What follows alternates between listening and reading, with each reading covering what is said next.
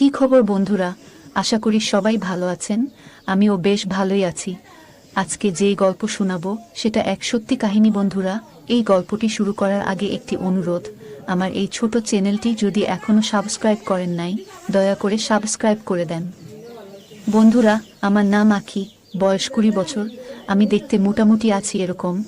আর আমার স্বামী নিলয়, তার বয়স 2-6 বছর। সে প্রবাস থাকে। আমাদের বিয়ের 2-5 দিনের মাথায় আমার স্বামী বিদেশে চলে যায়। বন্ধুরা, আমার গল্পটি শুরু হয় নিলয় বিদেশে যাওয়ার 2 বছর পর থেকে। একদিন আমি আর আমার 16 বছরের ননদ পারবিনা কিছু কেনাকাটা করার জন্য মার্কেটে যায়।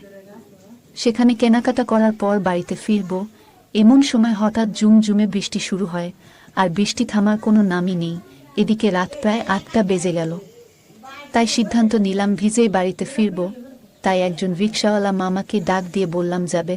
রিকশায় উঠে বসলাম আর বাড়ির উদ্দেশ্যে রওনা দিলাম।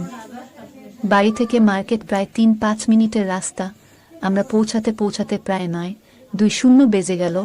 দুজনেই ভিজে একাকার, রিকশাওয়ালা মামা ও ভিজে গেছে।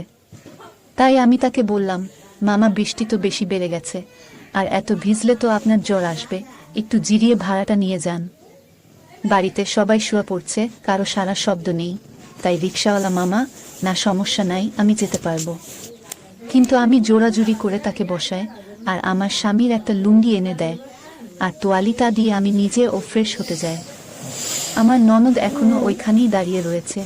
আমার ভিজা বোরখাটা খুলে আমি একটা নাইটি আর প্লাজো পরলাম, ভিতরে কিছুই পরি নাই। তারপর আমি রুমে গিয়ে দেখি মামা আমার স্বামীর লুঙ্গি পরে বসে আছে, আর আমার ননদ তার সামনে দাঁড়িয়ে রয়েছে। তার বয়স 20 বছরের মতো হবে, এক সুদর্শন পুরুষ। তাকে দেখে যে কেউ কাশ খাবে। সে আমাকে দেখে তো অবাক হয়ে তাকিয়ে রইল। আমি একটু লজ্জা পেয়ে বললাম, চা খাবে তুমি? সে বলল খাবো না, কিন্তু এদিকে বৃষ্টি তো কমছেই না। আমি বললাম, তোমার ভাড়া কত? সে বলল 1000 টাকা। আমি বললাম, কি বলছো? 70 টাকার ভাড়া? 1000 টাকা? কি পাগল হয়েছ নাকি? সে বলল, পাগল হব কেন? রাত 8টার পরে সুজা ভাড়া থাকে না, পুরাই রিজার্ভ চলে। এমন সময় পারবিনা বলল, কি করছো বৌদি, এইভাবে বলছো কেন? তোমার মাথা কি ভিজে ঠান্ডা হয়ে গেছে? সে যা বলছে দিয়ে দাও।